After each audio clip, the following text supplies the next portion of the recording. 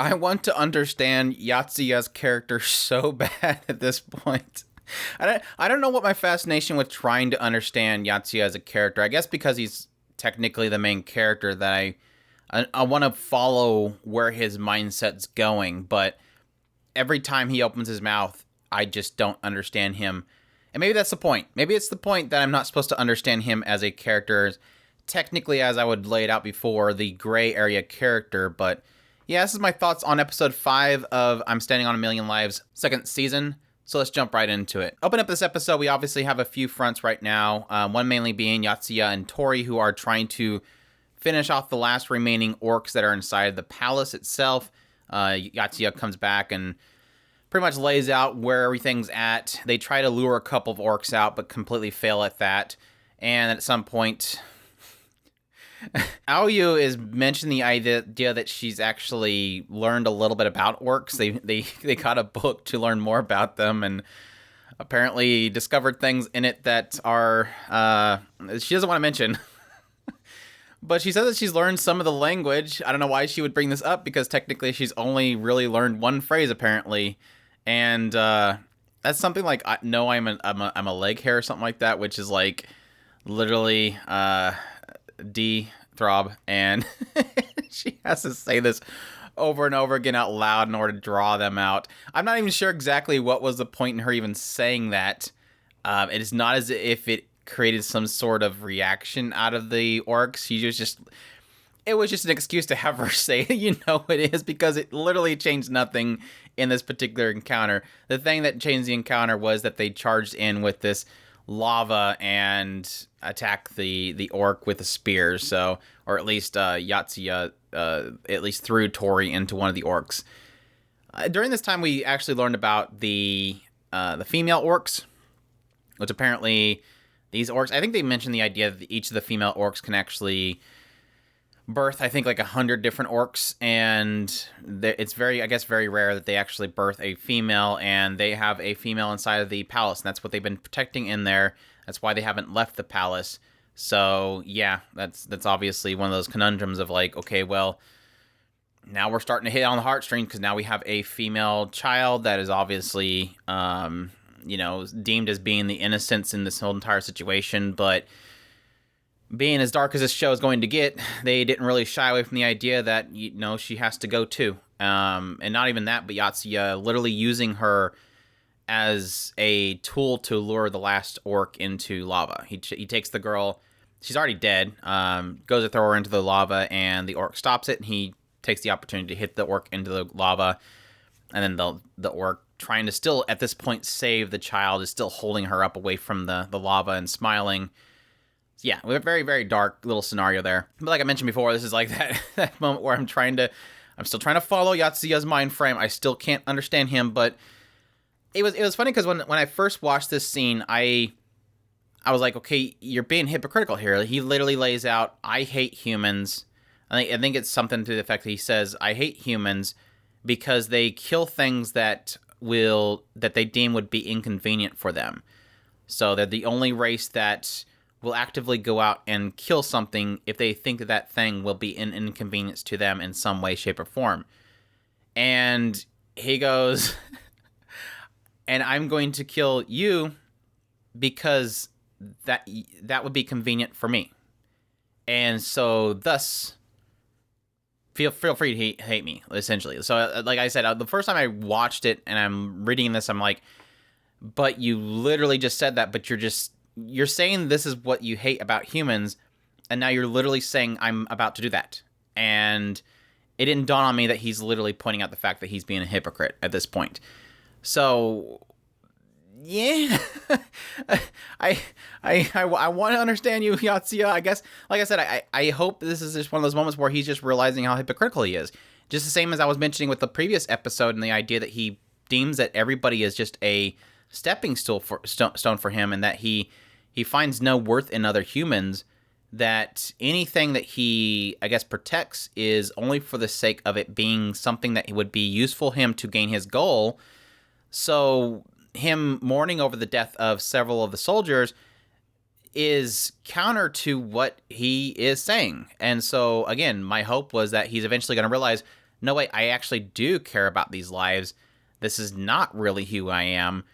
And here's the same situation. He hates humans because they kill things that are inconvenient for them, and yet he's killing something inconvenient for him.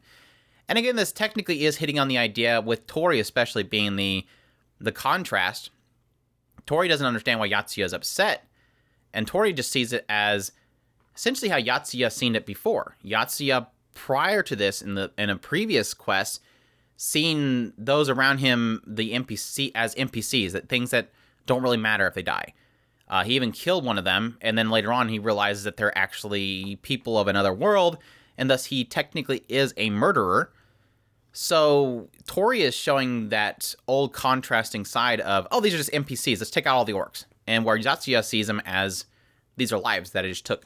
I just chucked this child into a lava to drive another person to go after it to kill them both. So he's obviously at this point going further and further down the realms of literally a murderer. Like, we're not even in the realm of, say, Shindo, who is fighting this orc chick, this orc queen, and it is a fight of life, a fight between life and death. So both sides are basically at fault, and this is a mutual fight. Whereas Yatsuya chucking a child, an innocent child that we have not seen do anything. I mean, they technically, this child could have technically went into the village several times and killed people, but we're going to assume that this child is, blameless. That's quite a bit harsher. So, yeah, we'll see where that goes. Just to get out of the way, we also had on Hakozaki and Tokitate's side, they basically went in and were still trying to get this bullet forged. It was funny because at some point I'm like, why are we still doing this? We've killed everything at this point. Why exactly are we doing this? Oh yeah, this ship just randomly lands right next to this building where they're standing on, and they somehow. I was ignoring this with the previous episodes, but this is getting crazy at this point. How is this crossbow just teleporting to different locations? Like, we had during the whole thing with the strongholds, these orcs are coming in, and just randomly this crossbow that's on the wall would just end up in the middle of the streets, and now it's on top of a building. Is this thing like extremely light? I don't know. I just ignored it before, and now I can't ignore it anymore. Yeah, perfectly lined up so that they could shoot the queen with it, but at least they were involved. I did get a huge kick out of the fact that they had a obvious Terminator 2 reference with the "I'll be back" finger through the lava. And I guess the other front was the fight against the queen. I'm guessing at this point we're just assuming that Cantil, the commander guy, is dead.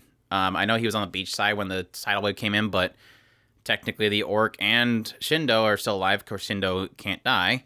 But yeah, the orc queen got on the ship, pretty much told all the people to get downstairs. They're gonna be food reserve while she travels. She was gonna go back to get her orc children. That's when Thans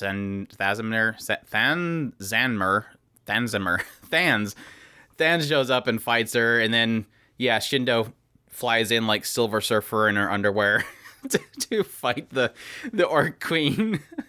Still ends up getting knocked out, but again, that was when they pierced her with the crossbow bolt thing, majiggy. But yeah. So obviously on the side, we get a backstory of the orc queen, but we also get a perspective of, I guess, insinuating what happened to get this orc queen there.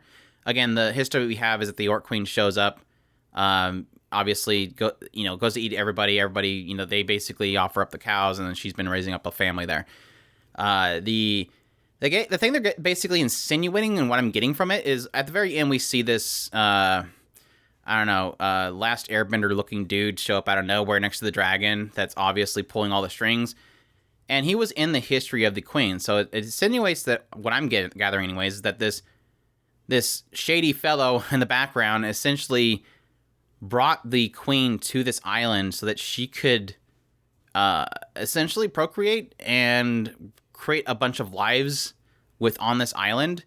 And that he was going to then use all these lives to feed this dragon. So he essentially brought the queen there to create sacrifices for this dragon that he wants to summon. So everybody's life force is getting sucked into this dragon, and he's in the background again doing evil. cackling, I guess. Whoever the heck this guy is, he's cackling in the background, summoning a dragon. But yeah, overall, very, very uncomfortable episode, just mainly around the idea of how kind of dark it got. I still stand by my opinions in the previous impression, the idea that I don't necessarily see it the way Yatsuya does, and the idea is that the humans all in this scenario are the bad guys, because the queen did come there and was eating them. Like, based on their, at least again, their history, that she came there and she was eating the people, and they offered up the cows to suffice. And so it doesn't really put the orcs as blameless in this scenario. It still does come the idea that, yeah, you wish that all sides be happy and nobody kills each other, but they were surviving by eating the humans. Humans didn't like to be eaten, so they fight back. And so that is and even at the very end, she's got a ship full of innocents, and she's planning on eating them on the way on her travels. It's not that just was the orcs are not, good people here. They're very nasty people. They're they are eating humans. So it's not as if they are not a threat to humans in any way, shape, or form. So, but yeah, just still, it does draw a contrast in the idea when you see something that is deemed as being the innocents being thrown into the mix as well. This idea of just taking out everything is still unfortunate. Even still, solid episode.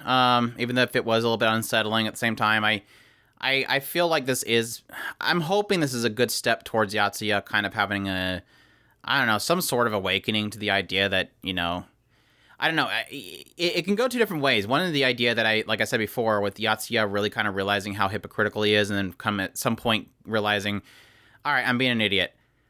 He had several times this episode where he was looking to Tori and trying to figure out why Tori is the way he is. He's a lot more open. He's a lot more able to communicate to people. He's a lot more cheerful, and this kind of throws Yatsuya off, and he doesn't quite understand him. He doesn't see himself at all equal to him or able to really kind of mimic him. But he kind of brushes it off like, this isn't the time to really think about this.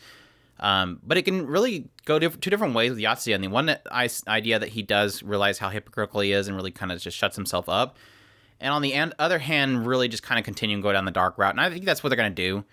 It seems like that's really been what they've been painting this series this whole time, and I think it's just going to continue to go that direction to the point where maybe he becomes a villain in the end. Him really kind of just keeping going down this dark route until, essentially everybody else has to snap him out of it in some way, shape, or form. So, I don't know. We'll see. Again, like I said, I don't know why I want to understand him so much. I should just give up, but maybe that's just the whole fun that I have in this show, is trying to figure him out. Maybe that's a draw for me personally, but that's my thoughts on episode 5 of I'm Standing on a Million Lives, second season. Hope you guys enjoyed my impressions. If you did, leave a like down below, comment, let me know what you thought of the episode. Subscribe if you haven't already, share this video if you can, and support us on Patreon if you can, and y'all take care.